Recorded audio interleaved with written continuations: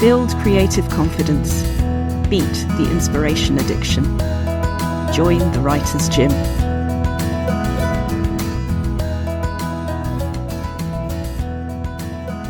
I had a message on Wednesday questions at the Writer's Gym today about the anxiety and the overconsciousness and the embarrassment of showing up in public. This person had to do some promo for something they'd done that they are really proud of and rightly proud of. And it's something that a year ago they would never have necessarily seen themselves as enough as a writer to apply for, let alone believe they get it. Well, they got it. And what they then were going to do is tell people. And that's where the shame monkeys arrived. Here is what they asked me. How do I get over the anxiety? How do I show up without the anxiety? How do I get rid of the feelings so I can show up? Well, emotionally, as ever, I will gently offer it isn't about the feelings changing. It's about our acceptance that the feelings are a part of our identity and who we are. It's not about not being afraid. It's about knowing your values clearly enough and knowing why you're there, that you can carry the fear and the not quite knowing how it's going to go and be seen out there anyway. What I said to this writer is, when we see somebody like us on social media or wherever else you want to appear, doing the thing that we might once have not believed we could do ourselves, somebody else out there sees us doing it and realises they can too. Because the thing about being human is our own imposter syndrome sounds like a documentary, whereas everybody else's imposter syndrome we see as the beautifully researched fictional film that it is. And I'm afraid this became much more important to me today about visibility, because I am recording this and had this conversation this morning on the day that we have heard that 2 men were stabbed in Golders Green for being Jewish, visibly. So here is what I want to say about visibility. A few Writers' Gym members know I stopped wearing my mug and David, my Star of David, for a while because I was scared. And anybody on my Facebook with friends in common with me will have seen people saying that they don't understand why Jews are scared. And I was hoping they wouldn't have evidence for why Jews are scared, but they're getting more and more evidence. That's not really what I'm here to talk about today. What I'm here to talk about is that the fear of being seen is not something that I am going to trivialize, because every day of my life I'm experiencing it.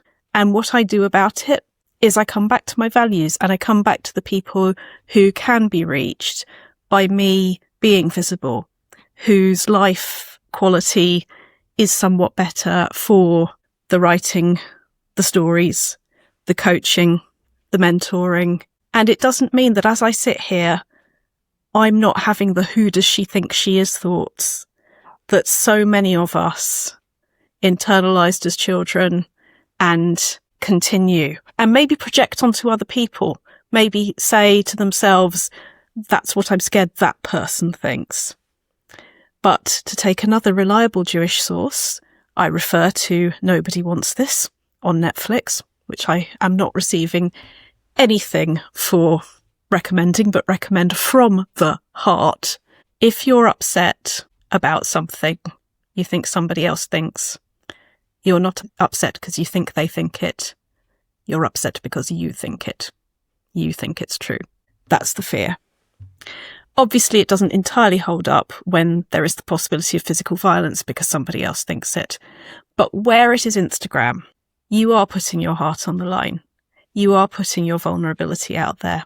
So here is what I am going to say to you, to me, to every writer, to every speaker, to everybody who dares to continue in this world, doing the good that they can, being who they are, going to the places they want to go to.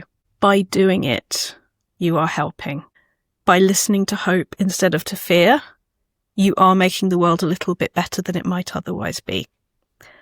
So in terms of visibility, I dare you to do one good thing. I dare you to show up for yourself. I dare you to say, this is my business. These are the values behind it. Here's me doing it. Here's me celebrating something I've done. and let people see your face.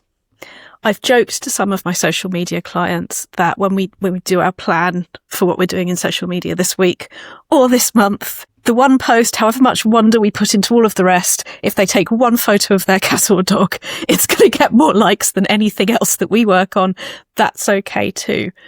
But we can also be more cat and be more dog. We can be in the moment going, this is great. I get to be me today. So everybody, please get to be you today. Be there fully, seeing and doing the things that you're seeing and doing. If you want to know how visibility and getting comfortable with your voice and your words in it can work for you specifically, I am always open to those conversations.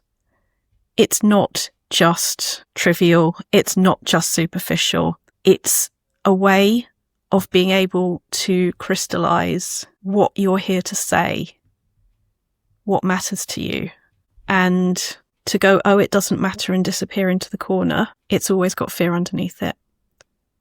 I am not going to live in fear. I am going to be visible. I would love to hear about you joining me as every aspect of your identity and who you have every damn right to be.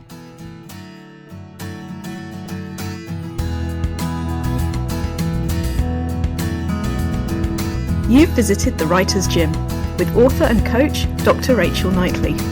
Production and sound design are by Ashley Lexine, and theme music is by Chris Gregory.